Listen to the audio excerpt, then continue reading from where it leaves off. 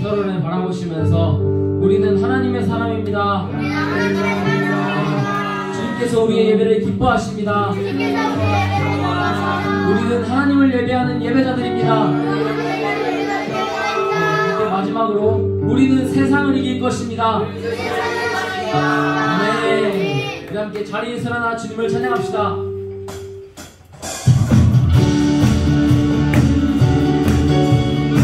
주님이 우리를 부르십니다. 주님이 우리를 승리케 하십니다.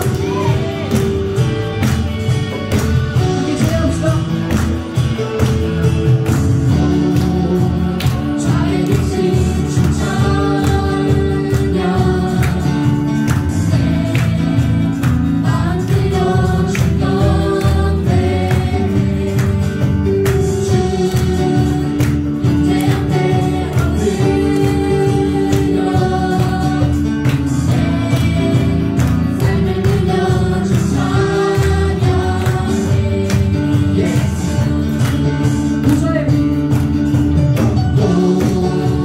좌에 계신 주 찬양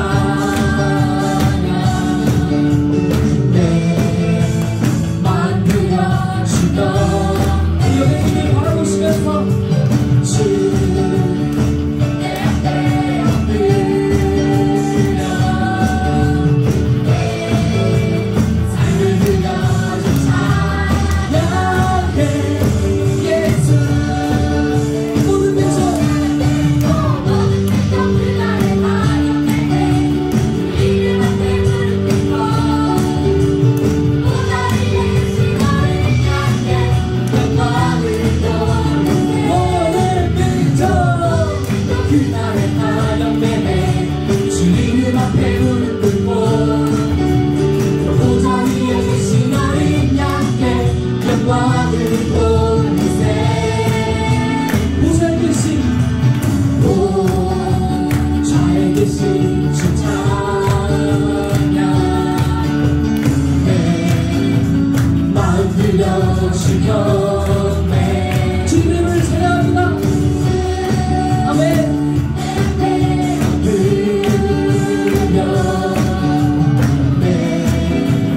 삶을 들려준 찬양해 예수 우리 한 번 더 부산에 계신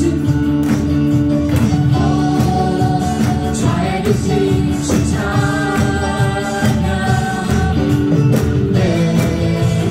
마음 들려주셨네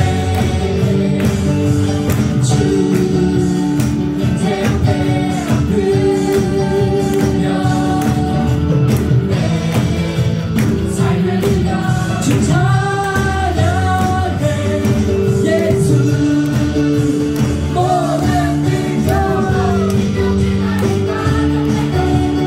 이름 앞에 무릎 꿇고 보좌 위에 계신 어린 양께 영광을 돌리세 오늘 빛쳐 그날의 하영 내내 주 이름 앞에 무릎 꿇고 보좌 위에 계신 어린 양께 영광을 돌리세 목숨 높여 좌에 계신 주 찬양 마음 들려주셨네 주 인재 앞에 엎드려 삶을 들려준 찬양해 예수 주님 찬양합니다.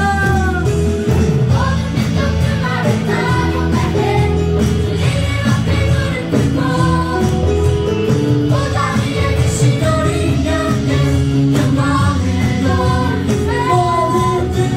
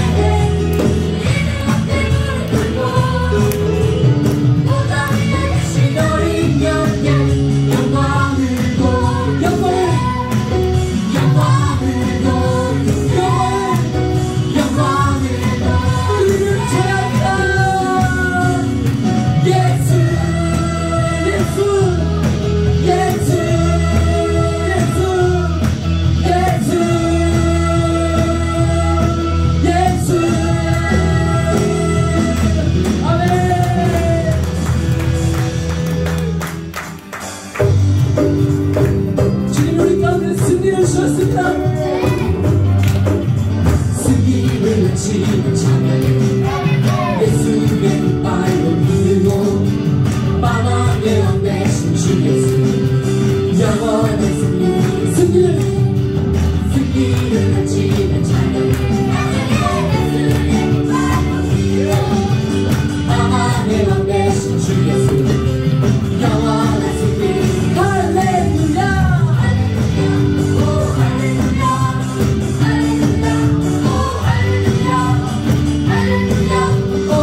할렐루야 할렐루야 승리를 외치며 찬양 예수의 깃발로 밀고 받아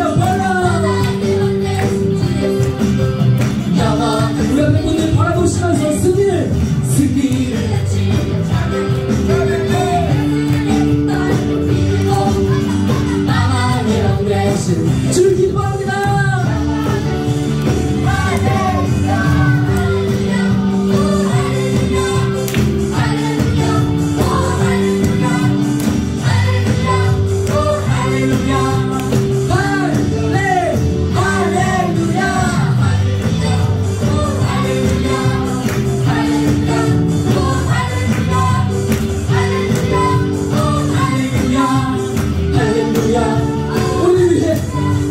우리를 위해 죽으신 예수님 십자가 죄로 끝없네 기쁨과 찬송한 되신 주 영원한 우리를 위해 죽으신 예수님 십자가 죄로 끝없네 기쁨과 찬송한 되신 주 영원한 구원을 주셨네.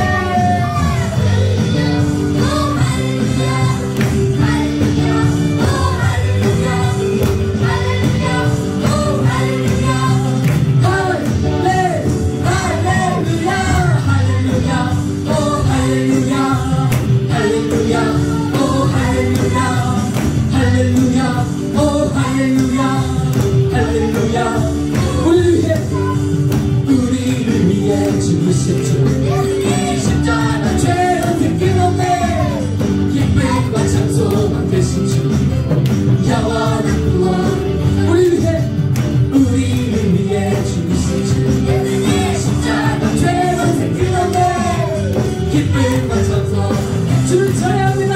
영원한 구원 할렐루야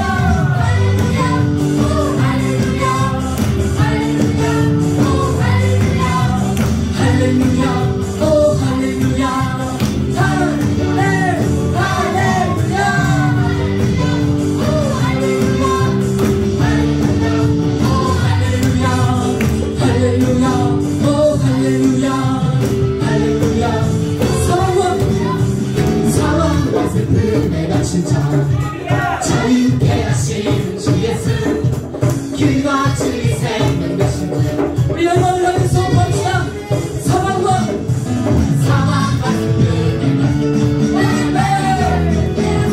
할렐루야 길과 진리 생명 되신 주 예수의 이름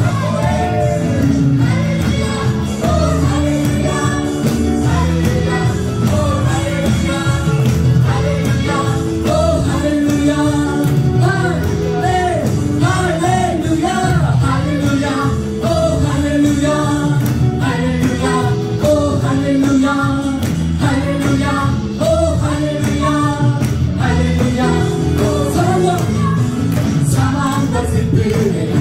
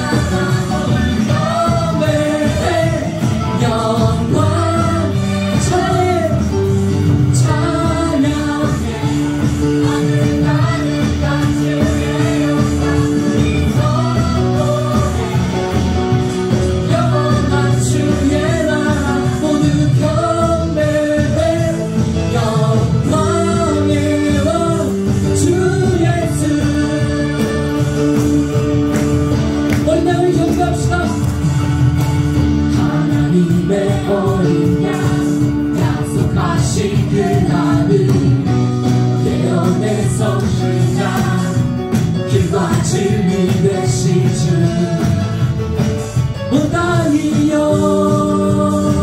경배하라 주의 귀를 내주나 거룩한 주의 군대 전쟁의 나팔 소리 어린 양을 따라 어디 그지 마리라 영원하신 승리의 왕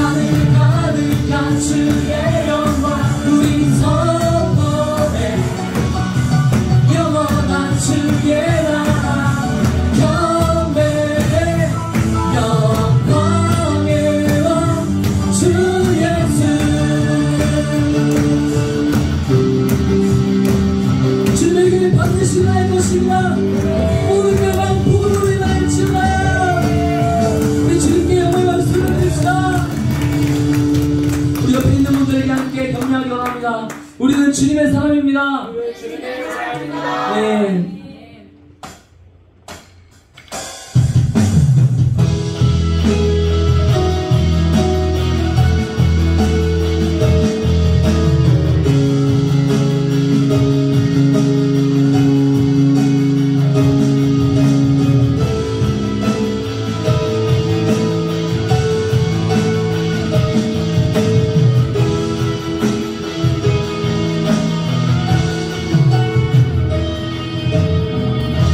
초부터 계신 그 말씀 지극히 높으신 주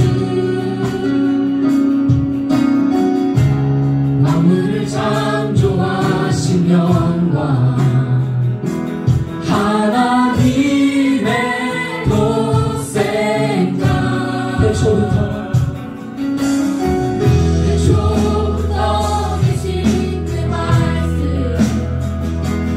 지극히 높으신 주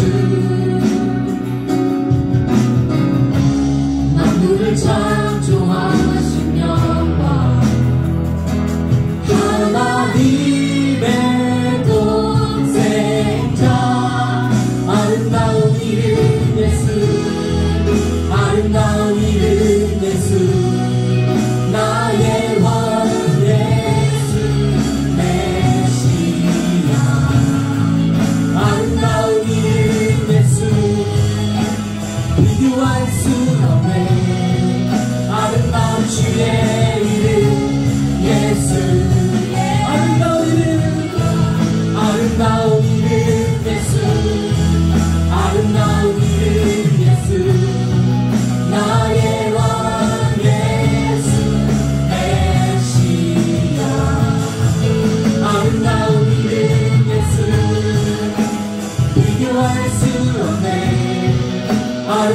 주의 이름 예수 예수아.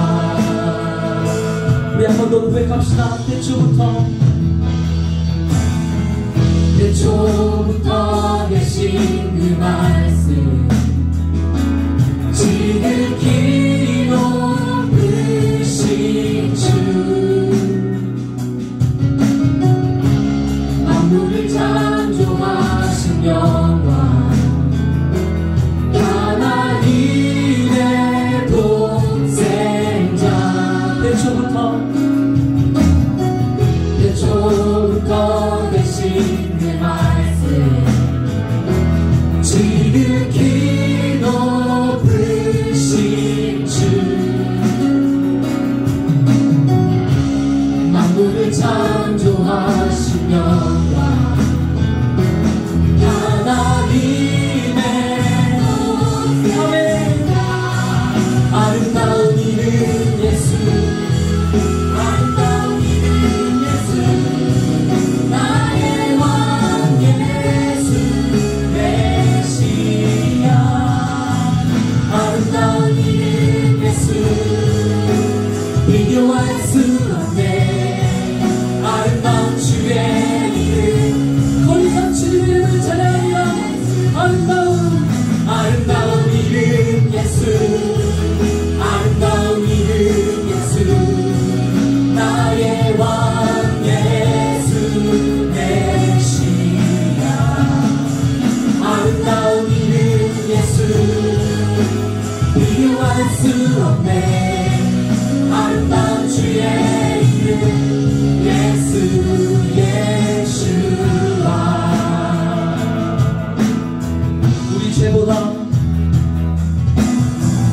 우리 죄보다 크신 사랑 그 무엇도 끊지 못해. 천국에 가득한 새 노래 온 땅 가득 울리네. 우리 죄보다 크신 사랑 그 무엇도 끊지 못해. 아멘. 천국에 가득한 새 노래 온 땅 가득 위대하신 이름 예수 위대하신 이름 예수 나의 왕 예수 메시아. 위대하신 이름 예수 비교할 수 없네. 위대하신 주의 이름 예수 위대하신 예수 위대하신 이름 예수 나의 왕 예수 메시아. 위대하신 이름 예수 비교할 수 없네. 위대하신 주의 이름 예수 예수아. 주님 이기신 능력의 주님 사망 권세 깨뜨리네. 온다 울리는 승리의 함성 부활하신 주 찬양해. 모든 원수는 주보자 앞에 무릎 꿇고 울고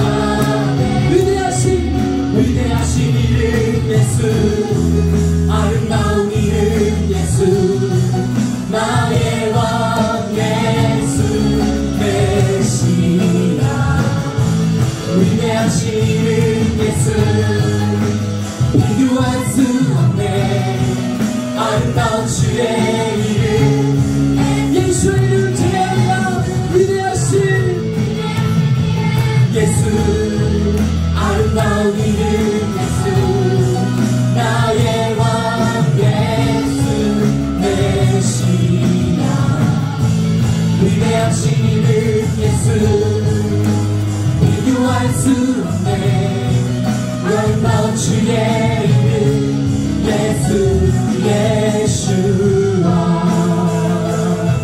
죽음이 기신 능력의 주님 사망 권세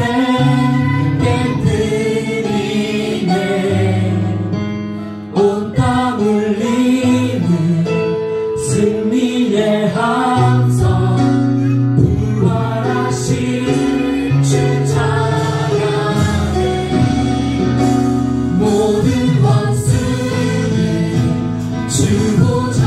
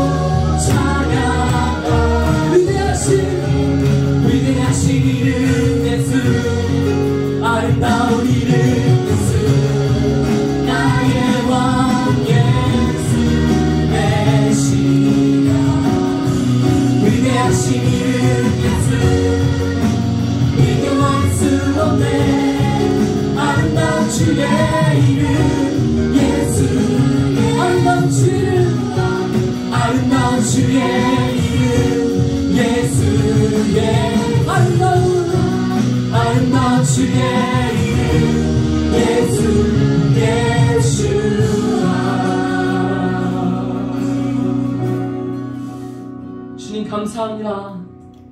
주님 그 십자가 보혈의 은혜로 우리의 모든 세상과 여기 있는 한 사람 한 사람을 위하여서 온 열방을 위하여서 충주의 모든 세대를 위하여서 그 십자가에서 피를 흘리신 예수 그리스도의 이름을 찬양합니다. 주님 감사합니다. 우리가 그 보혈의 은혜를 입었습니다. 주님 우리가 영원토록 주의 이름 찬양하겠습니다. 거룩한 주의 이름을 잊지 않겠습니다. 영원히 주의 편에 서겠습니다. 주님 우리가 주님의 배반하지 않는 거룩한 주의 성도가 되게 하여 주시옵소서. 어둠 가운데서 빛으로 말하는 거룩한 주의 거룩한 교회가 되겠습니다. 주님, 우리를 거룩하게 하시옵소서. 권세 있게 하시옵소서. 거룩한 주의 능력으로 일어나게 하여 주시옵소서. 함께 기도하며 나가겠습니다.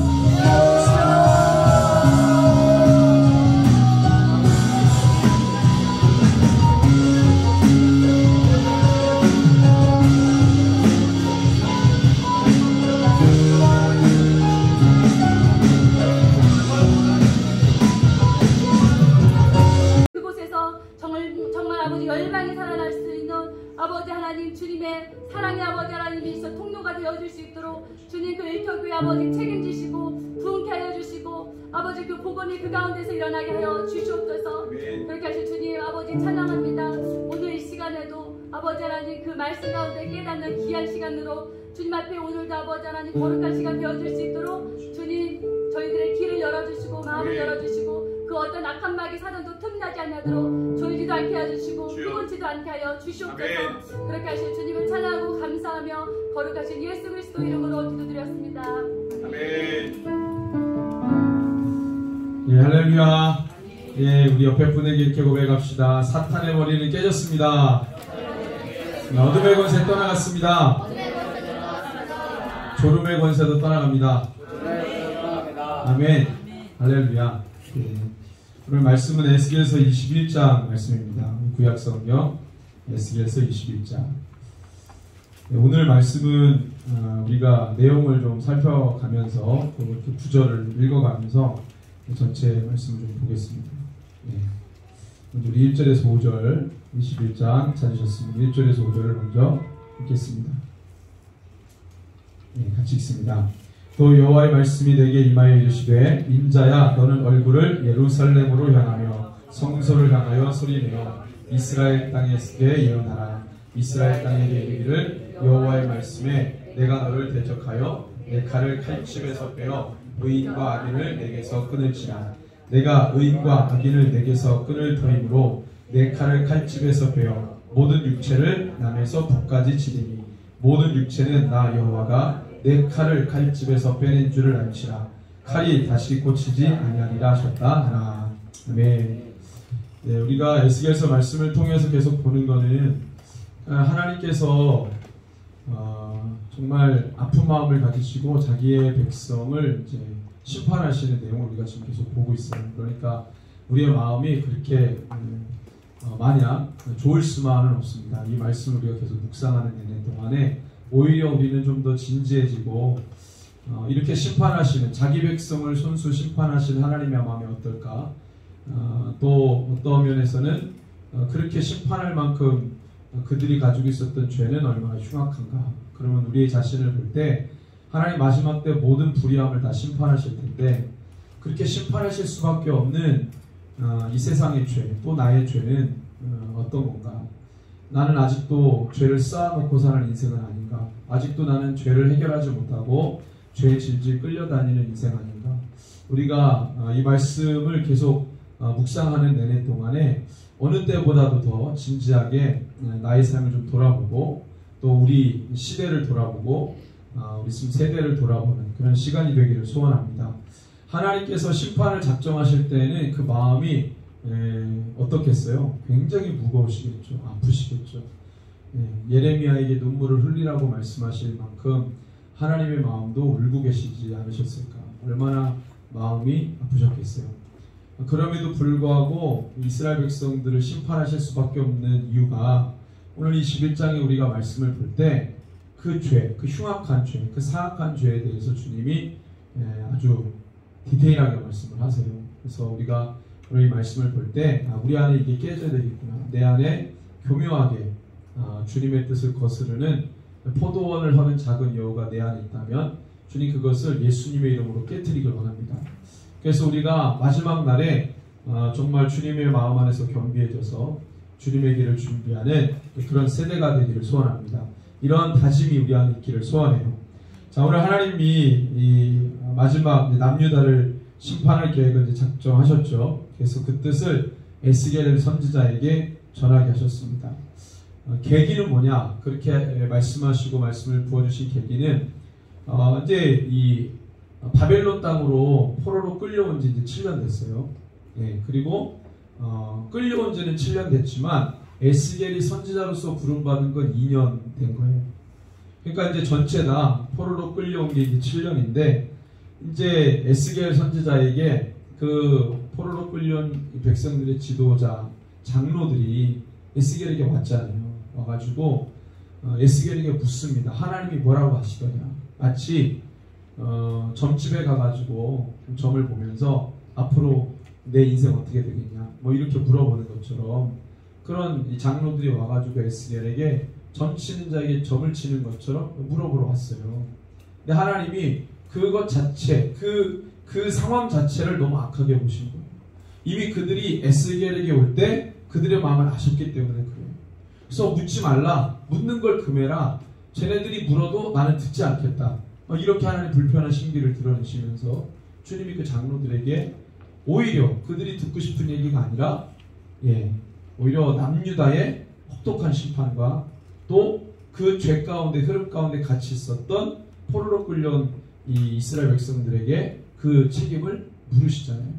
그러니까 이 장로들이 올 때에는 끌려온 지도 7년 됐고 앞으로 뭐 10년 넘어갈래나 내년에는 우리 주님이 보내주시겠지. 이때까지 우리가 이렇게 대가를 지불했으면 됐잖아. 7년 여기서 부정한 땅에서 살았으면 됐지. 뭘 또 하나님이. 그래서 소망을 가지고 에스겔에게 왔을 거예요. 내년에는 좀 좋아지겠지. 내년에는 우리 돌아가겠지. 하나님이 뭐라고 하시냐. 자기네들이 이미 사실은 한 반 이상, 한 80% 정도 원하는 답을 가지고 왔을 거예요. 그런데 에스겔에게 와서 정작 들은 건 뭐 나아지기는커녕 혹대로 왔다가 혹 하나 더 붙이는 거예요. 오히려 하나님 앞에 너희들의 본 모습만 드러났어요. 하나님 앞에 자기네들의 사악한 마음 그 모습만 드러나게 된 거예요. 너희들이 여기에 온 동기 그것조차도 불순하다. 너희들이 와가지고 하나님이 뭐라고 하시느냐 이렇게 묻는 게 아니고 와서 울며 가슴을 치며 통곡하며 회개해야지. 우리가 잘못했다고. 에스겔을 불러다가 회개 집회를 해야죠. 사무엘이 미스바에서 백성들을 모아다가 회개 집회한 것처럼 그렇게 했어요. 뭘 물어본다는 얘기는 본인들이 듣고 싶은 얘기가 있다는 거예요. 하나님이 이런 자의 것을 거절하시고 그들에게 아주 혹독한 징계의 말씀을 주셨다는 겁니다. 그래서 이렇게 하나님께서 강하게 밀어붙이듯이 분노를 쏟아낼 만큼 그들의 죄는 뭐였나? 우리가 다시 한번 생각해 보면 에스겔서 18장 말씀을 보겠습니다. 에스겔서 18장 21절에서 24절. 하나님이 이렇게 강하게 혹독한 징계의 말씀을 주신 그 이유가 뭐냐? 우리 한번 살펴보면 에스겔 18장 21에서 24절입니다. 시작. 그러나 악인이 만일 그가 행한 모든 죄에서 돌이켰더나 내 모든 율례를 지키고 정의와 공의를 행하면 반드시 살고 죽지 아니할 것이라. 그 범죄한 것이 하나도 기억함이 되지 아니하리니 그가 행한 공의로 살리라. 주 여호와의 말씀이니라. 내가 어찌 악인이 죽는 것을 조금인도 기뻐하랴. 그가 돌이켜 그 길에서 떠나 사는 것을 어찌 기뻐하지 아니하겠느냐. 만일 의인이 돌이켜 그 공의에서 떠나 범죄하고 악인이 행하는 모든 가증한 일대로 행하며 살겠느냐. 그가 행한 공의로운 일을 하나도 기억함이 되지 아니하리니 그가 그 범한 허물과 그 지은 죄로 죽으니라. 아멘. 여러분들 회개하고 돌아오면 주님이 어떻게 해요? 기억도 하지 않는다 그랬는데 그거를 안 하고 어떻게 하나님 말씀을 다 떠나죠. 지키지 않죠. 그 율례를 벗어나죠. 하나님이 주신 율법의 말씀을 귀 기울이지 않죠. 불순종하고 떠났어요. 돌아오면 기억도 그 죄를 기억도 하지 않는데 돌아오지 않고 그 죄 가운데 머물러 있는 거예요. 결국 그것이 하나님의 분노를 끌어당긴 거죠. 자, 에스겔 20장 7절에서 8절입니다. 에스겔 20장 7절에서 8절. 에스겔서 20장 7절에서 8절 같이 읽습니다. 또 그들에게 이르기를 너희는 눈을 끄는 바 가증한 것을 각기 버리고 애굽의 우상들로 말미암아 스스로 더럽히지 말라. 나는 여호와 너희 하나님이니라 하였으나 그들이 내게 반역하여 내 말을 즐겨 듣지 아니하고 그들의 눈을 끄는 바 가증한 것을 각기 버리지 아니하며 애굽의 우상들을 떠나지 아니하므로 내가 말하기를 내가 애굽 땅에서 그들에게 나의 분노를 쏟으며 그들에게 진노를 이루리라 하였노라. 이 하나님이 에스겔에게 들려주신 이 표현들을 보면 그들의 눈을 끌어당긴다는 거죠. 그들의 눈을, 그들의 관심을 어떻게 해요? 끌어당기는 거예요. 하나님 앞에 드려야 될 관심을 어떻게 해요? 세상으로, 자기가 원하는 방향으로 끌고 가는 거죠. 마음이 끌려갔다는 거예요. 그 눈을 끌어갔다는 것은 마음을 끌고 갔다는 거죠. 그래서 어떻게 해요? 네, 하나님의 말씀을 즐겨 듣지 아니하고, 하나님의 말씀을 기뻐하지 아니하고, 즐겨 듣지 아니하고. 왜? 내 마음이 그걸 원하지 않아요. 나는 그걸 원하지 않아. 나는 내가 원하는 것, 내가 좋아하는 것, 내가 하고 싶은 것, 내가 있으면 만족스러운 것, 그것을 내가 하길 원하지 하나님이 원하시는 것 그게 아니었다. 그러니까 주님의 말씀을 즐겨 듣지 않죠. 그런데 이게 힘싸움인 게 어느 힘이 더 크냐는 거예요. 하나님을 사랑하는 힘이 더 크냐, 세상을 향한 내 마음의 힘이 더 크냐. 결국에 힘겨루기 아닙니까? 결국에는 그거예요. 아주 간단한 거예요. 그런데 세상은 하나님 아니면 세상입니다. 하나님 아니면 세상. 내가 하나님 안에 있으면 세상에 있지 않은 거예요. 세상에 있으면 하나님 안에 있지 않은 거예요. 세상도 있고 하나님 안에도 있고, 이거는 아니에요. 성경에 그런 거 없어요. 하나님이냐 세상이냐 이렇게 우리에게 말씀하시는 거죠. 저번에 우리가 이 말씀을 보면서 에스겔도 결단을 촉구했고, 여호수아도 결단을 촉구했고, 엘리야도 결단을 촉구했죠. 어디 여호수아는 어떻게 결단을 촉구합니까? 너희들 언제까지 그렇게 하나님 섬기고 바알 섬기고 그 다음에 다른 이 가나안 칠척 속의 신들을 섬길 거냐? 빨리 정해라. 오늘 나와 내 집은 하나님만 섬기겠다. 결단을 촉구하잖아요. 여러분들, 엘리야는 뭘 결단을 촉구합니까? 바알과 아세라에게 완전히 그 마음이 뺏겨가지고, 하나님은 별 능력이 없는 분, 바알과 아세라는 능력이 많은 신, 뭐 이래가지고 둘 사이에서 머뭇거리는데, 엘리야가 어느 게 진짜 하나님인지 빨리 결정해요. 바알의 하나님 진짜 하나님이면 너희들이 바알을 섬겨라. 계속 왔다 갔다 갈등하잖아요. 여호와 하나님이 진짜 너희 하나님이면 그만을 섬겨라. 여러분들, 우리는 이거예요. 세상 아니면 하나님이죠. 빨리 결정하라는 거예요. 빨리. 거기서 둘 사이에서 머뭇거리지 말라는 거예요. 갈등하지 말라는 거예요. 그리스도와 벨리알이 좋아할 수 없다고 그랬어요. 여러분들, 주님을 믿지 않는 자와 멍해를 같이 하지 말라고 그랬어요. 가나안 땅에 들어가면 가나안 족속을 다 죽이라고 했어요. 왜요? 죽이지 않으면 너가 그들이 가지고 있는 죄 가운데 휩쓸린다는 거예요. 너가 타락한다는 거예요. 너가 끌려간다는 거예요. 오히려 너가 그들을 끌어당기는 게 아니고 끌려간다는 거예요. 여러분들, 우리가 믿음 지키고 산다는 게 얼마나 어렵습니까? 믿음 없는 사람들을 믿음 있도록 끌어당기는 게 쉬워요, 어려워요? 매우 어렵잖아요. 근데 내가 그들에게 휩쓸려 가는 건 너무 쉬워요. 너무 빨라요. 그러니까 이 싸움이 치열한 거예요. 하나님께서 그걸 너무 잘 알고 계셨죠. 이 에스겔서 20장 또 13절, 에스겔서 20장 13절. 네, 같이 읽습니다. 그러나 이스라엘 족속이 광야에서 내게 반역하여 사람이 준행하면 그로 말미암아 삶을 얻을 나의 율례를 준행하지 아니하며 나의 규례를 멸시하였고 나의 안식일을 크게 더럽혔으므로 내가 이르기를 내가 내 분노를 광야에서 그들에게 쏟아 멸하리라 하였으나, 이렇게 얘기했어요. 주님의 말씀을 준행하지 않았다. 나의 안식일을 크게 더럽혔다. 이게 안식일 더럽혔다는 얘기가 계속 나와요. 안식일 더럽힌 게 뭐가 그렇게? 안식일을 어떻게 하면 더럽히는 겁니까? 안식일 날 자기를 위해 일을 했죠. 자기를 위해 일을 하면 안 되는데 자기를 위해 일을 했죠. 그런데 안식일은 누구를 위해 우리가 움직여야 됩니까? 구약에서는 나를 위해 노동하지 말라고 그랬죠. 나를 위해 노동하면 너 죽는다고 했어요. 그걸 하나님의 거룩함을 더럽힌 거예요. 그런데도 안식일날 우리는 일을 합니다. 무슨 일을 했나요? 하나님 앞에 나아가는 예배 제사를 드렸죠. 그건 나를 위한 게 아니라 누구를 위한 겁니까? 주를 위한 것이죠. 주님의 그 구속사 안으로, 구속 사역 안으로, 죄를 사하시는 주님의 사역 안으로 우리가 들어가는 거예요. 근데 나의 의식주를 해결하기 위한 나를 위한 노동을 하는 거죠. 그 하나님의 영광을 훼손한 것이죠.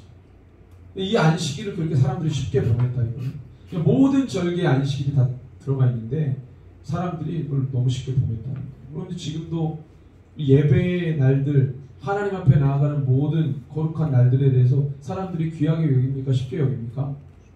쉽게 여기죠. 히브리서 10장 24, 25절에 보면은 서로 돌아보아 사랑과 선행을 격리하며 모이기를 피한 어떤 사람들의 습관같이 하지 말고 그러죠. 습관같이. 습관같이 그러면 그 사람의 성향과 버릇과 그 다음에 그 모든 것들, 성품들 이것을 얘기하는 거겠지만 그것 때문에 내가 모이기를 힘쓰지 않고 안 모이려고 하고 주를 위해 안 모이려고 하고 그러겠지만 마지막 때 싸움은 그런 습관 정도가 아니고요. 여러분들 모이기를 패하는 제도와 법과의 싸움이에요. 그러니까 지금은 법이 만들어지잖아요. 모이기를 패하는 법이 만들어져요. 내 습관을 뛰어넘는 법하고 싸워야 돼요. 그럼 마지막 때 그 치열한 싸움을 싸워야 되는 것이죠. 우리가 싸우는 싸움이 계속적으로 우리가 정말 정신 안 차리면 이길 수 없는 싸움을 우리가 앞으로 해야 되는 거예요. 정말 하나님의 말씀으로 무장되어 있지 않으면 이 싸움을 능히 싸울 수가 없는 상황으로 가고 있는 것이죠. 승리하시기 바랍니다. 그러니까 주님의 거룩함을 우리가 막 훼손해요. 하나님 분명히 이 성경에서 말씀하신 그 날들에 대해서 담아두신 주님의 뜻이 있는데 그걸 막 자기 마음대로 해석하면서 그걸 훼손한다니까요. 그러니까 주님이 남유다가 멸망할 때 이 죄들을 거론할 때 오늘 이 20장에서 계속 말씀하시는 거는 주님이 계속 반복하는 건 그게 너무 중요하다는 거겠죠. 안식일을 더럽혔다. 이건 사람들이 안식일을 쉽게 여겼다는 거예요. 주님 앞에 나아가는 예배를 쉽게 여겼다는 거예요. 자기네들 마음대로 해석하고. 그래서 요즘에 우리가 자주 이제 다루는 얘기가 메타버스 얘기하잖아요. 메타버스. 저희들 베스트셀러가 메타버스 교회인 거 아세요? 우리 친구들한테 얘기했는데 즉 베스트셀러가 메타버스 교회예요. 책이 나왔어요. 그 얘기 뭐예요? 이제 메타버스 가상공간으로 모든 게 다 구축이 되는데 교회 모임조차도 가상공간 안에서 하자 이거예요. 그거를 유도합니다. 지금 유도해요. 야 그냥 오프라인으로 모이지 마. 여러 가지 어려움과 장애가 있는데 그 왜 모여? 모이면 여러 가지 우리가 신경 쓸 게 많잖아. 그냥 우리 가상 공간에서 모이죠. 자기가 만들어 놓은 캐릭터 얼마나 재밌어요. 막 어떤 목사님도 캐릭터 갖고 나와. 헤이 목사님이래 우리 목사님이래 얼마나 웃겨요. 익살스럽죠. 개구쟁이스럽죠. 거기서 목사님이 조금만 좀 세대에 관심 있으면 그 캐릭터를 자기 마음대로 되게 익살스럽게 만들겠죠. 그럼 걔네들이 보고 와 대단하다. 목사님 너무 재밌다 이러면서 거기에 매력을 느끼겠죠. 그럼 막 거기에 막 몰려들죠 사람들이. 복음은 그런 게 아닙니다. 예배 드리면서 좀 힘들어야지. 예배 드리면서 왜 좋아하려고 이렇게 편하려고 해요. 그러니까 여러분들 미국 같은데 교회 가면 예배당 가면은요 좌석이 이런 게 아니더라고요. 보니까 어느 예배당은요 좌석이 소파야 소파. 거기서 다리를 꼬고 예배를 드리는 거 말씀 듣고. 근데 그거는 왜 이렇게 하나도 안 이상해 보이지? 걔네들이 그러는 거? 소파예요. 의자가 다 소파야. 이러고 예배를 드려요. 말씀을 듣고. 목사님이 이렇게 개그를 하면 박수 치면서 웃어요 사람들이. 근데 걔네들이 하는 거 왜 이렇게 이상하지가 않은지 되게 걔네들은 자연스럽고 우리가 하면 되게 불경건하게 느껴지고. 하여튼간에 예배에 너무 편하려고 해요 사람들이. 예배는 여러분들 회개하는 자리예요. 말씀을 통해 내가 죽는 자리고 하나님의 영광을 보는 자리지. 왜 자꾸 예배를 그렇게 만들어요? 그런데 이것과 싸워야 돼요 지금. 이거의 가장 큰 대상이 되는 예를 말하자면 이 고객이 누구냐? 여러분들 여기 청소년들. 메타버스 이 주 고객이 청소년들이라고. 청년 청소년들. 여러분들 이걸 받아들이면 절대 안 돼요. 절대 안 돼요. 근데 거기에 지금 다 빠져가잖아요. 하나님 안식일을 막 이렇게 보면 산당 예배 몇 번 얘기했죠? 아니 하나님 뭐 이렇게 산당을 폐하라고 그거 안 폐했다고 10가지 중에 9가지 잘했는데 한 가지 산당 안 폐했다고 하나님이 너 이상한 왕이야 이렇게 말씀하죠. 다 잘했는데 그거 하나 못했네.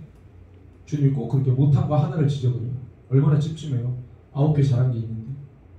말하자면 그게 뭐냐, 9개 잘한 거보다 1개 못한 게 너무 큰 거예요. 이거를 없앴어야 되는데 이걸 안 없애고 9가지 잘하면 뭐예요? 이게 한 가지가 이거 전체를 커버하는. 그걸 몰랐던 거죠. 영적으로 민감하지가 않으니까. 근데 산당 예배가 뭡니까? 예전에는 그 자리에서 바알에게도 제사하고 아세라에게도 제사했다 이거예요.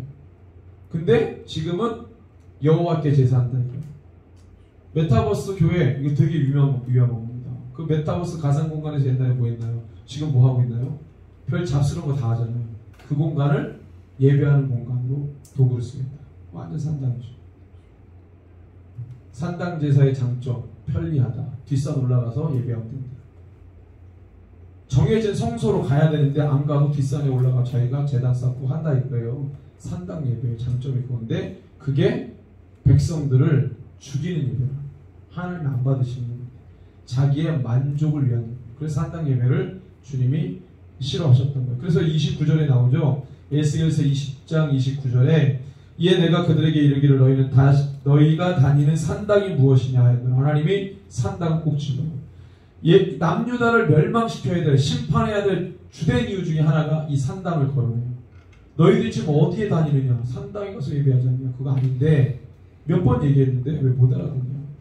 근데 지금 왕이 지금 시드기야인데요. 남유다 마지막 왕. 이 시드기야의 아버지가 요시 아닙니까? 요시 어떤 사람이요?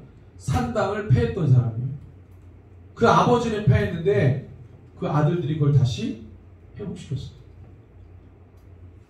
백성들이 산당 만들어가지고 예배 드리는 걸 허용했단 말이에요. 너무 간편하니까 멀리까지 성소 안 가도 돼. 힘든데 여러분들 이스라엘 가보셨죠? 계곡이에요. 계곡. 땅이 쫙쫙 뻗은 땅이 아니에요. 계곡이 얼마나 많은데. 그래서 세계에서 가장 긴 협곡이 트랜스요르단인데 그게 있는 땅이 거기 아닙니까? 지역 자체가 좋은 땅이 아니에요. 그러니까 그냥 멀리가 뒷산에다가 하나 만들어 놓고 그냥 거기 사는 거지. 간편하잖아요. 그 다음에 30절에 보니까 조상들의 풍속을 따라 너희 자신을 더럽히고 모든 가증한 것을 따라간다. 30절에 보니까 조상들의 풍속. 뭐 쉬운 말로 얘기하면 유행이죠. 유행. 그 시대에 유행했던 여러 가지 분위기, 정서. 요즘 뭐가 유행합니까? 하여튼 유행한 것 중에 거룩한 건 없어. 다 속된 것이고 세상적이고 가증한 것들이. 풍속을 따라서 자신을 더럽혔다. 우상들로 말미암아 더럽혔다. 이게 다 조합해 보니까 이것들 때문에 남유다를 심판할 수밖에 없었다. 여러분들 말씀을 보면서 좀 너무하지 않나? 뭐 이런 것 때문에 천지를 창조하신 하나님이 한 민족을 그냥 그렇게 그냥 하나님이 택하셔놓고 이렇게 심판하시나? 너무한 감이 있잖아요. 하나님 너무 무섭다. 이렇게까지 하실 필요가 있나? 하나님 왜 이렇게 하십니까? 뭐 때문에 하십니까? 죄를 다루시는 거죠.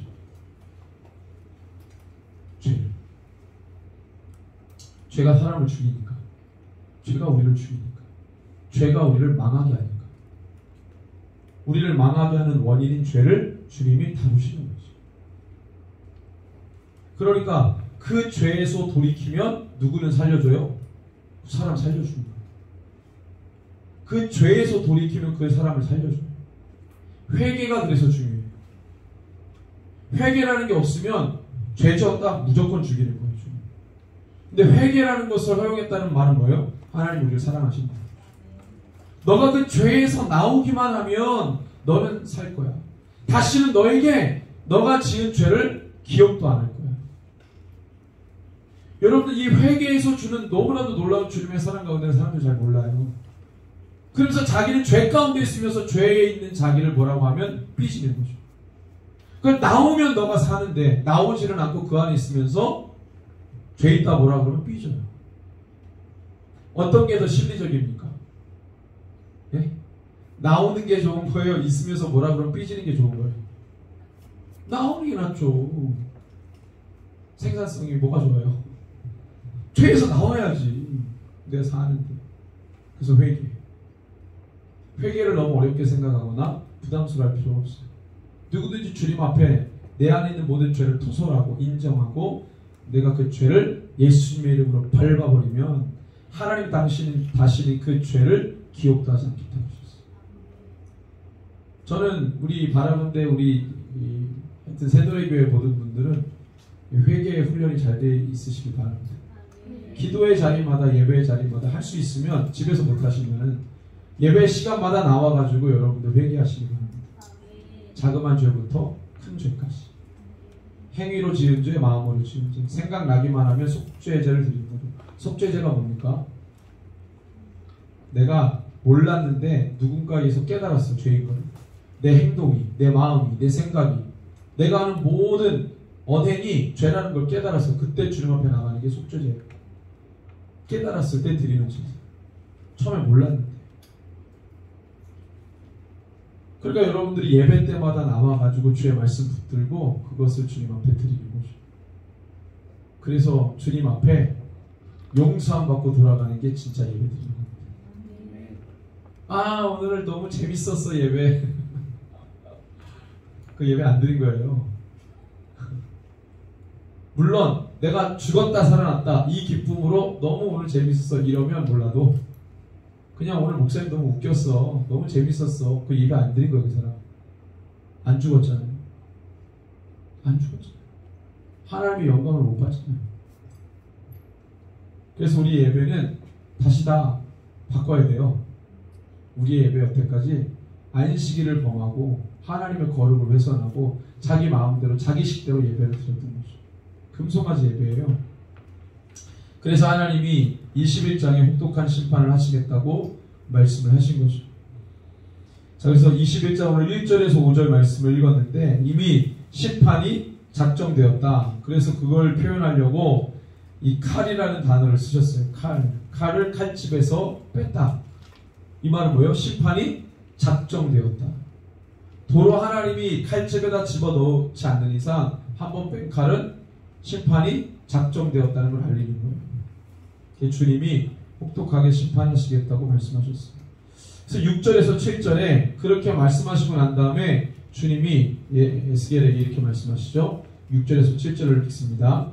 21장 6절에서 7절 시작. 인자야 탄식하되 너는 허리가 끊어지듯 탄식하라. 그들의 목전에서 슬피 탄식하라. 그들이 너에게 묻기를 탄식하느냐 하거든 대답하기를 재앙이 다가온다는 소문 때문이니 각 마음이 녹으며 모든 손이 약하여지며 그 영이 쇠하며 모든 무릎이 물과 같이 약해지리라. 보라 재앙이 오나니 반드시 이루어지리라. 주와의 말씀이니라 하라. 자 보세요. 장로들이 왔어요. 하나님이 심판하시겠다고 말씀하셨어요. 장로들의 죄까지 다 언급하시고 이런 죄들 때문에 심판한다. 그것이 작정되었다. 돌이킬 수 없다. 그리고 난 다음에 에스겔에게 뭐라 그러냐면 탄식이라고 했어요. 탄식 뭔가요? 울며 주님 앞에 나가요. 탄식.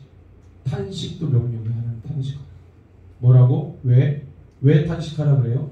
슬피 탄식하라 그랬어요. 그래서 에스겔이 탄식하는 걸 보고 야 너 왜 그래? 라고 물어보면 뭐라고 답하라고요? 내 마음을 울적해서가 아니고 물어보면 재앙이 오기 때문에 탄식합니다. 심판이 올 것이다. 탄식합니다.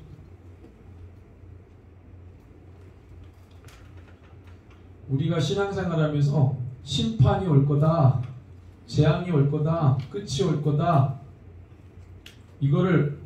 이 생각을 하면서 하는 사람들도 별로 없지만 당연히 말하는 사람도 별로 없죠. 이상한 사람으로 비춰질 거 아니에요. 그죠? 에스겔도 마찬가지죠. 슬피 울며 탄식하는데 주변 사람이 물어봐요. 왜 그러는지. 그런데 심판이 온대요. 재앙이 온대요. 왜 하나님이 이걸 연출하시나요? 요즘 교회들은 코로나 때문에 어려우니까 또 힘이 되는 말 많이 하죠. 힘내세요. 코로나 금방 끝납니다. 앞으로 좋아질 거예요. 힘냅시다. 우리 이웃 사랑하고 조금만 견딥시다. 예배 조금 덜 드리고 우리가 이 길을 기도로 잘 극복합시다. 이웃 사랑하며 이웃을 배려하며 잘 합시다. 이렇게 이야기를 하는 거죠. 교회에서 좋은 얘기 하는 거예요. 근데 여러분들 이 마지막 시대에 코로나도 어떻게 보면 하나님의 징계일 수도 있어요. 여태까지 우리가 예배를 너무 소홀하게 여겼거든. 가볍게 여겼거든. 그러니까 하나님 예배를 통해서 이렇게. 그러니까 우리는 눈 뜬 상태로 코베인 거예요. 예배를 이렇게 예배로 괴롭힐 줄 누가 알았겠어요? 예배로. 제가 그 한국교회사 얘기하면서 잘 모르니까 여기 우리는 보여줬죠. 그렇죠. 그 유럽에서 시작한 흑사병 300년 동안 흑사병 때문에 1억 명이 죽었는데 종교개혁가들이 자기네들 동네 비텐베르크나 뭐 제네바시나 뭐 이런데 흑사병 돌아도 그때 당시에 종교개혁가들이 도망갔다는 거예요, 안 갔다는 거예요? 안 갔다는 거 아니에요. 츠비클리 같은 종교개혁가는 자기가 흑사병도 걸렸고 물론 살았지만 나중에 병자들 돌보고 예배와 교회를 지키고 스페인 독감 때도 조선에 왔다 그랬잖아요. 그때 조선에서 14만 명 죽었어요. 그때 조선의 인구가 1,400만 명이에요. 조선 총독부가 개수를 하니까. 근데 서바나 독감이 조선에 와도 조선 총독부가 방역을 전혀 안 했어요. 손 쓸 수가 없었거든요. 죽어나가면 죽어나가는 거죠. 죽어나가는 게 조선 사람들이니까. 근데 그때 1919년 1월 1일자 신문이 있는데 거기에 보면 이렇게 나와 있어요. 서바나 독감, 무어 독감이 조선에 기승을 부릴 때에도 교회는 예배를 중지하지 않았다. 이렇게 나와 있어요. 그래서 병상에서 성도들이 교회 종소리를 들으면서 기도하고 그게 신문에 나왔어요. 1919년 1월에 6.25 전쟁 때도 마찬가지고. 그랬더니 막 너무 처음 듣잖아요. 그러면서 제가 코로나 얘기는 안 했어요. 그걸 들으면 자연스럽게 뭘 연상하겠어요? 코로나 연상하죠. 우리 코로나 때 예배 안 드리는데, 덜 드리는데, 안 모이는데.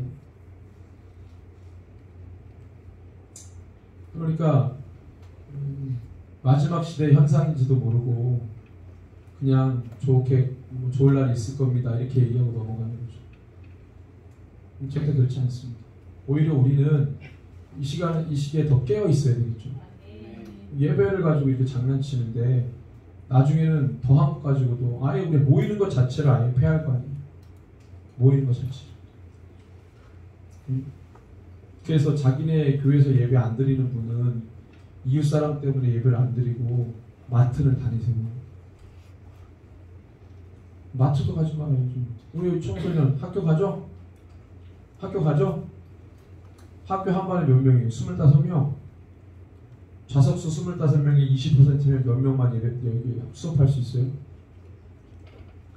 매일 가잖아 또 학교. 우리 교회는 매일 가는 것도 아닌데 좌석수의 20%만 예배해요. 마트도 안 그러고 뭐 충전에 백화점이 있으니까 백화점도 그렇고 형평성이 어긋나는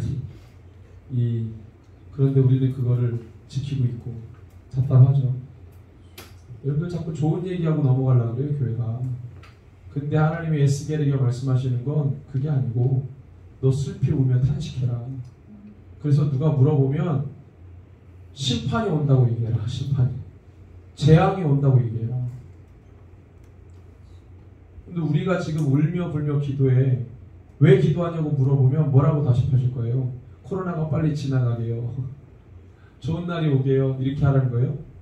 아니에요. 더 큰 게 온다. 이건 아무것도 아니에요. 그래서 그걸 위해 준비하고 있는 거예요. 이게 마지막 때를 준비하는 깨어있는 교회의 모습입니다. 되게 수준 높은 얘기를 했어요. 여러분들이 알아서 잘 들으세요. 여러분들 그렇게 해서 21장 6절에서 7절에 그 말씀 하시고 8절에서 11절 우리 한번 읽겠습니다. 시작. 여호와의 말씀이 또 내게 임하여 이르시되 인자야 너는 예언하여 여호와의 말씀을 이같이 말하라. 칼이여 칼이여 날카롭고도 빛나도다. 그 칼이 날카로움은 죽임을 위하며 빛남은 번개같이 되기 위함이니 우리가 즐거워하겠느냐. 내 아들의 규가 모든 나무를 없인 여기는도다. 이렇게 말씀하시죠. 우리 11절까지 그 칼을 손에 잡아 쓸만하도록 빛나게 하되 죽이는 자의 손에 넘기기 위하여 날카롭고도 빛나게 하였다 하셨다. 하나님께서 이 칼을 준비했는데 이 칼이 어떤 칼인지를 두 가지로 얘기하세요. 날카롭게 하고 빛나게 한다. 이게 되게 되게 무서운 얘기예요. 왜 날카롭게 하냐? 한 번 사람 죽일 때 그냥 한 번에 베려고. 왜 빛나냐? 번쩍번쩍하게. 그러니까 사람들이 그 칼, 심판을 보고 두려움에 떨게 만들고 사람들이 놀라게 만들려고 이렇게 묘사를 하는 거예요. 굳이 이런 얘기 안 해도 되는데 이 심판이 혹독할 것이라는 걸 이런 말씀을 통해 주님이 알려주시는 거예요. 그걸 굳이 말씀하시는 거죠. 그리고 난 다음에 12절에서 13절에 또 주님이 에스겔에게 이렇게 하라고 말씀하세요. 이 말씀을 하시고 12절 13절 시작. 인자야 너는 부르짖어 슬피울지어다. 이것이 내 백성에게 임하여 이스라엘 모든 고관에게 임함이로다. 그들과 내 백성이 함께 칼에 넘긴 바 되었으니 너는 내 넓적다리를 칠지어다. 이것이 시험이라. 만일 업신여기는 규가 없어지면 어찌할까. 주 여호와의 말씀이니라.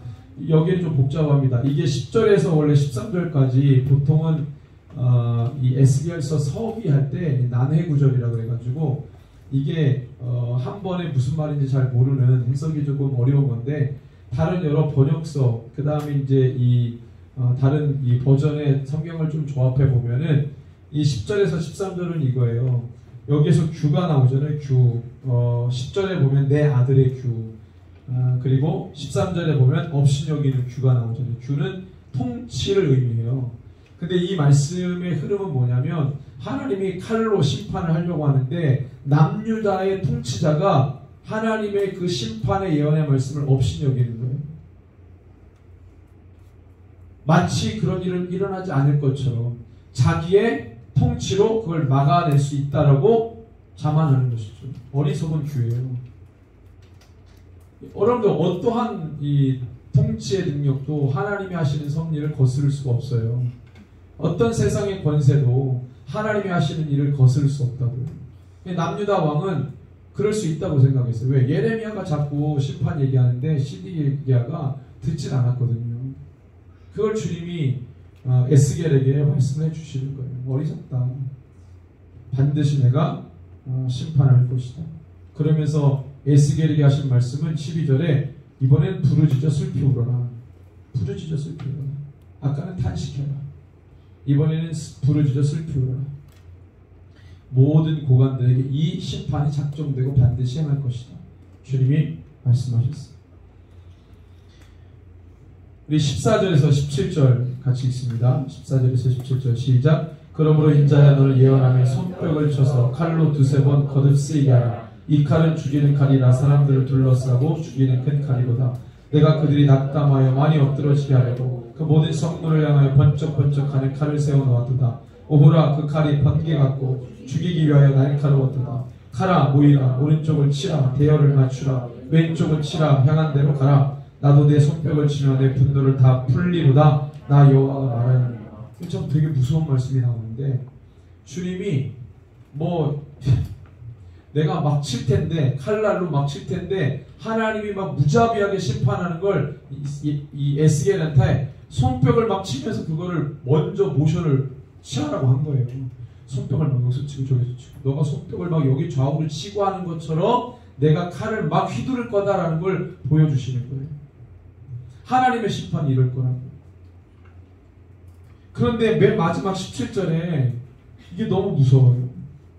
나도 내 손뼉을 치며 나도 너처럼 내가 너한테 시켰지만 나도 그렇게 할 거야. 왜? 왠지 거기 뒤에 나와요. 내 분노를 다 풀려. 하나님이 심판하시는데 이 죄에 대해서 너무 분노하신 거예요. 그래서 에스겔이 그걸 시켜놓고 자기도 그 불을 다 쏟아놓으려고 본인도 손뼉을 치겠다는 거죠.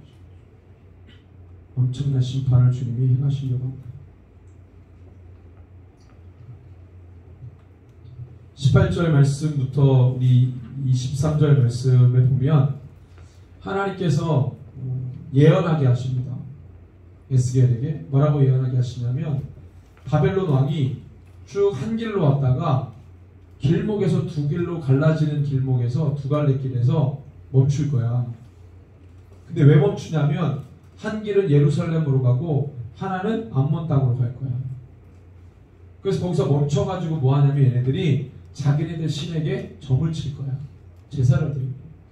그래서 자기네들이 기도할 거야. 나의 신이여 예루살렘을 먼저 칠까요? 암몬을 먼저 칠까요? 그럼 하나님이 어떻게 하시겠다는 거예요? 그들의 점치는 거를 허용해 주신다. 어디를 치든 예루살렘을 먼저 치든. 제가 이걸 보고 깜짝 놀랐어요. 이걸 보고 에스겔에게 예언을 하는 거예요. 그래서 주님이 뒤끝에다 하시는 말, 왜 그렇게 하시냐? 그렇게 해가지고 예루살렘이 침략을 받으면 그들의 죄가 어떤 거였는지 생각나게 해요. 이렇게 말씀하시죠. 여러분들 선뜻 이해가 안 가실 거예요. 근데 이스라엘 백성들이 하나님을 겉모습은 하나님을 섬긴다고 했지만 그들이 애굽의 신을 따르고 바벨론의 신을 따랐어요. 백성들이. 그래서 우리 에스겔서 8장에 보면은 하나님의 에스겔을 확 환상 가운데 들어가지고 예루살렘으로 보내잖아요. 거기서 에스겔이 예루살렘의 제사장들이 모여가지고 그 마음으로 태양신을 섬기고 마르뚝을 섬기는 걸 하나님이 에스겔에게 보여줬어요. 태양신은 애굽의 신이고 마르뚝은 바벨론 신이잖아요. 남유다의 제사장으로부터 모든 백성이 하나님 여호와 한 분만을 섬기지 않고 이방 신들을 마음에 두고 섬겼어요. 그런데 그들이 마음으로 섬겼던 그 바벨론이 어마어마한 군대를 이끌고 와가지고 양갈래길에서 어디를 먼저 칠까? 하나님께 기도한 게 아니고 자기네들의 신에게 기도해요. 근데 하나님이 그거를 응답해 주라고 얘기하는 거예요. 이게 말이 돼요? 하나님이 하나님께 기도한 걸 들어주는 것도 아니고 자기네들 바벨론 신에게 기도하고 점치는 거를 하나님이 허용해 준다. 허락해 준다. 그래서 예루살렘 먼저 치게 만들어요. 그럼 여러분들 이게 만약에 시드기야의 부하가 야 바벨론이 군대를 이끌고 온다. 양갈래길에서 점을 치는데 어디를 먼저 공격할까 그러고 있다. 그러면은 여러분들 남유다 백성들이 뭐라고 했다는 거예요? 걔네들 거짓신이야. 아무리 점쳐봐야 예루살렘으로 안 와. 이렇게 생각했다는 거예요. 여러분들 이 어려운 상황에서는 하나님을 또 믿어. 평소에는 세상을 향해 마음을 다주고 아쉬울 때 주님을 찾고 하나님이 그걸 가증한다고 얘기했어요. 바벨론이 결국에 예루살렘을 치기로 결정하고 예루살렘을 초토화시키죠. 그리고 어디를 공격해요? 28절 29절에 하나님께서 예정하신 그 암몬 족속도 심판하십니다. 예언하세요. 그 다음에 어디를 치냐면 30절에서 32절에 이 모든 일의 원흉인 바벨론도 심판하십니다. 결국에는 하나님의 칼끝이 한번 빼들은 칼끝이 예루살렘도 심판하고 암몬도 심판하고 어디도 심판해요? 바벨론도 심판해요. 그 암몬은 왜 심판하냐? 암몬도 예루살렘처럼 남유다처럼 애굽을 지지했거든요. 반 바벨론. 하나님의 역사의 섭리를 거슬렀던, 그래서 남유다를 도와줬던 그 죄 때문에 암몬이 심판을 받는 거예요. 그리고 마지막에 이 두 나라를 심판했던 바벨론을 마지막에 심판합니다. 바벨론 심판 30절에서 32절 같이 읽습니다. 그러나 칼을 그 갓집에 꽂을지어다. 너가 지음을 받은 곳에서 너가 출생한 땅에서 내가 너를 심판하리로다. 내가 내 분노를 내게 쏟으며 내 진노의 불을 너에게 베품고 너를 짐승 같은 자 곧 멸하기에 익숙한 자의 손에 넘기리로다. 너가 불의 섬과 같이 될 것이며 너 피가 나라 가운데 있을 것이며 너가 다시 기억되지 못할 것이니 나 여호와가 말하였음이니라 하라. 주님께서 이 바벨론 너가 있었던 땅에서 내가 심판할 거야 라고 말씀하셨어요. 완전히 바벨론이 무너집니다. 근데 바벨론이 너무 중요해요. 이 바벨론 하나님이 심판하겠다고 계속 얘기하세요. 그런데 신약시대에 오니까 하나님께서 로마 제국을 바벨론이라고 했죠. 바벨론. 그래서 계시록에 보니까 하나님께서 이 17장 18장에 뭐가 무너진다고 선포하세요? 바벨론이 무너집니다. 왜 바벨론이냐? 왜 굳이 바벨론이냐? 고대 국가에 많은 국가들이 있는데 로마 직전에 헬라도 있고 헬라 직전에 페르시아도 있고, 페르시아 전에 메디아도 있고, 거기에 바벨론만 있었던 게 아니라 바벨론 북쪽에 서쪽에 리디아가 있고, 동쪽에 메디아가 있고, 남쪽에 페르시아가 있고, 저 지중해 건너편에는 이 애굽이 있고, 바벨론만 있었던 게 아닌데 왜 굳이 계시록은 바벨론이에요? 그리고 왜 로마 제국을 바벨론이라고 불렀냐? 바벨론이 어떤 땅입니까? 하나님을 처음으로 대적했던 땅이죠. 그래서 그 바벨론 다음부터 일어났던 모든 민족과 어떤 국가든지 하나님을 대적하면 다 뭐라고 적시하냐면 바벨론이라고 적시하는 거예요. 영적 바벨론이죠. 결국에 바벨론이 예루살렘도 무너뜨리고 암몬도 무너뜨리고 결국 그들도 그들의 죄로 무너져요. 결국 최종적으로 무너질 게 뭐냐? 바벨론이죠. 그 여러분들 이 계시록이 왜 이렇게 바벨론을 무너뜨리려고 하냐? 바벨론이 뭡니까? 이 계시록 17장 볼까요? 계시록 17장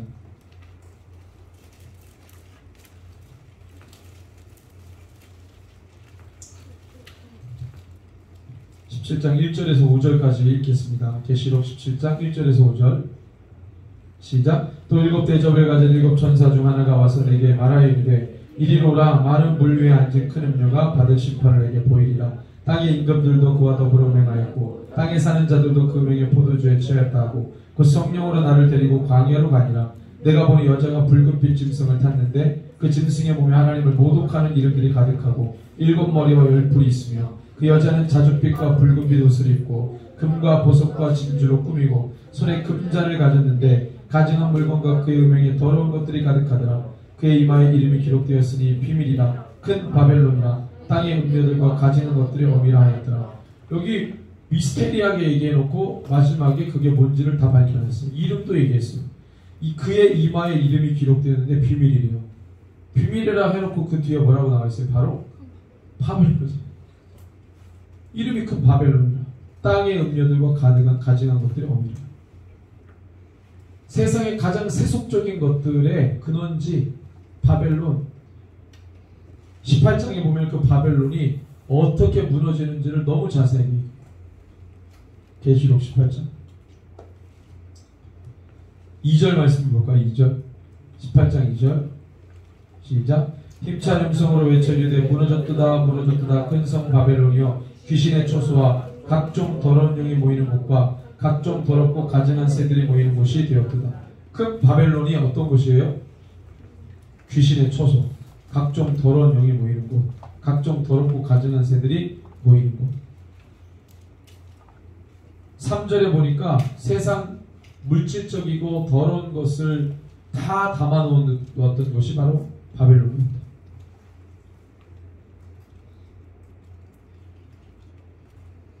그래서 그 바벨론이 무너질 때 어떤 일이 벌어집니까? 그 바벨론이 무너지는데 10절 말씀. 우리 10절 같이 있습니다. 시작. 그의 고통을 무서워하여 멀리 서서 이르되 화이트다 화이트다 큰 성 견고한 성 바벨론이여 한 시간에 내 심판이 이르렀도다 하리로다. 그래서 상인들이 울어요. 그들의 상품 때문에 사는 자가 없어서 울어요. 근데 제가 이 말씀에 보면은 이 상인들이 만들었던 상품에 대해서 나와요. 큰 성 바벨론이라고 말하는 그 사람들 안에 그 주를 이루었던 상인들이 만들었던 상품이 나오는데, 자, 우리 12절, 13절이거든요. 그 상품, 그들이 만든 상품을 나중에 이 큰 성 바벨론이 무너지면서 사는 사람이 없어서 상인들이 두려워하는데 그들이 만든 상품이 뭔지 12절 13절 읽습니다. 시작. 그 상품은 금과 은과 보석과 진주와 세마포와 자주옥감과 비단과 붉은 옷감이요 각종 향목과 각종 상아글씨요 값진 나무와 구리와 철과 대리석으로 만든 각종 글씨요 계피와 향료와 향과 향유와 유향과 포도주와 감람유와 고운 밀가루와 비료 소와 양과 말과 수레와 종들과. 맨 마지막에 좀 뭔가 이상한 거 있잖아요. 맨 마지막에 뭐가 있어요? 사람들의 영혼들. 이게 어떻게 상품이에요?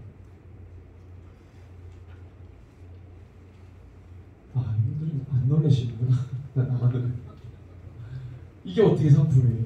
사람의 영혼들을 어떻게 상품이라고 할 수 있어요? 네? 사람의 상품을 어떻게, 사람의 영혼을 어떻게 상품이라고 말해요?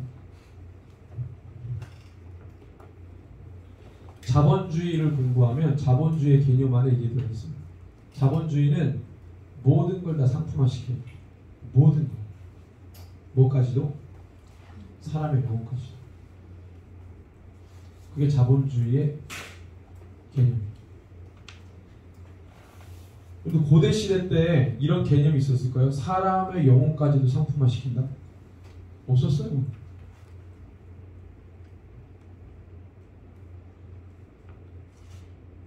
계시록 13장에 보면은요, 사람 가지고 나중에 장난치는데 사람에게 표를 줘서 이 표를 가진 자들에게는 뭐를 못하게 해요? 매매를 못하게 해요. 역사를 보면 남녀노소, 신분, 계층에 상관없이 모든 사람에게 어떤 표를 줘가지고 매매를 컨트롤했던 적이 단 한 번도 없어요. 단 한 번도.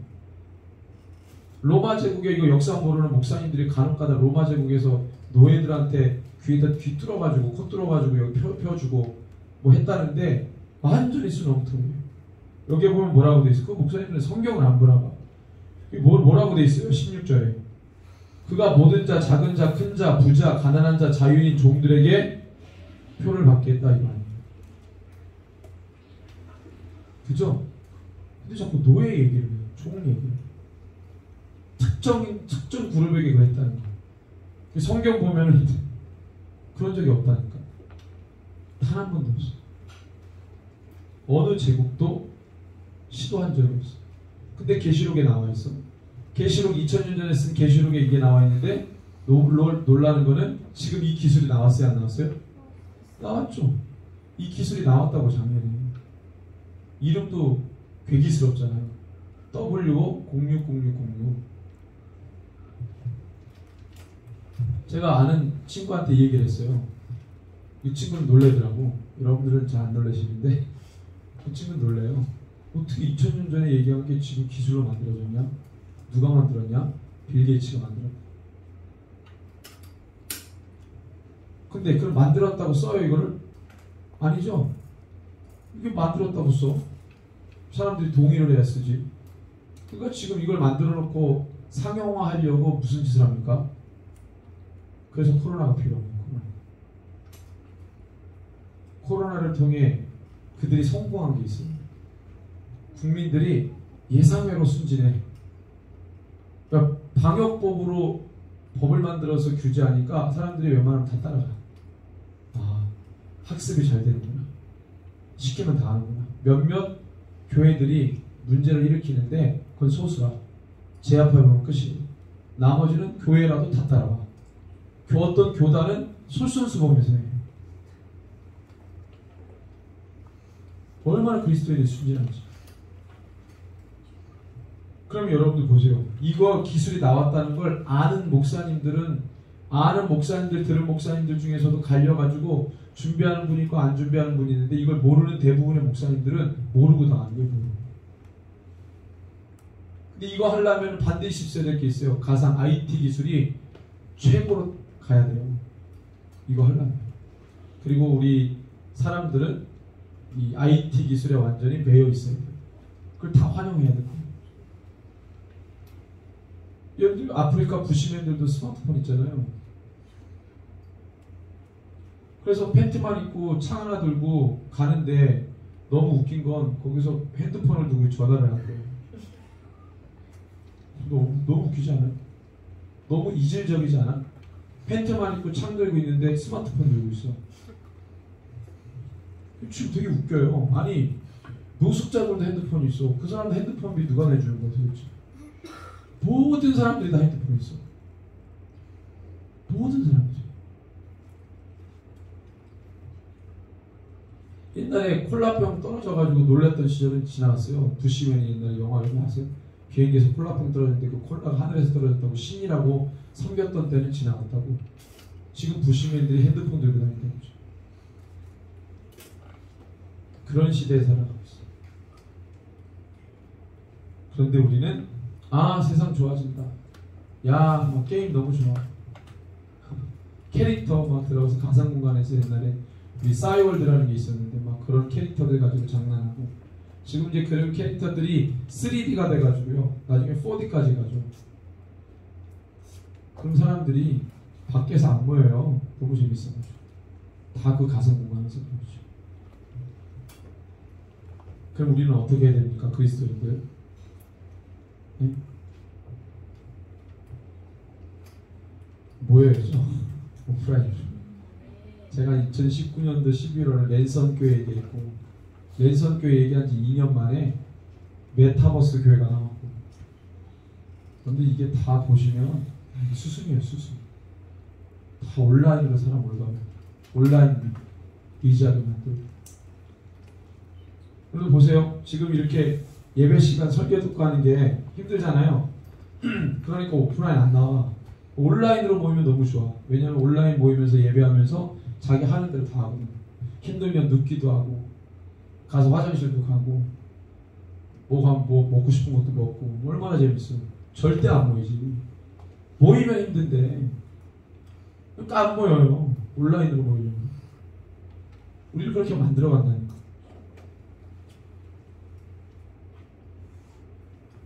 그래서 괴물을 만드는 거예요. 괴물. 여러분들, 이 에스겔에게 하나님 주신 이 말씀, 우리에게 주신 말씀이에요. 우리는 시대를 순응하는 사람들이 아니고 시대를 깨고 일어나는 사람들이 돼야 돼요. 여기 있는 모든 분들이, 특별히 여기 청소년 세대, 다음 세대가 이 부분에 대해서 분명해야 돼요. 우리 어른 세대는 옛날에 그래도 오프라인으로 많이 모였던 그런 추억이 있기 때문에 향수가 있어가지고 우리는 뭐 할 수 있는데, 이 청소년 세대는 그런 향수가 없기 때문에 온라인으로 모이자 그러면 쉽게 모여요. 오프라인의 소중함을 상대적으로 모르기 때문에. 여러분 더 싸워야죠. 아멘? 더 모이고, 더 모여서 하나님 앞에 나아가고, 예배하고, 힘들어도 주님 앞에 나아가고, 기도하고, 울며 기도하고, 여러분들의 세대를 위해 기도하고, 간구하고, 중보하고, 그렇게 주님 앞에 나아가는 시간 되기를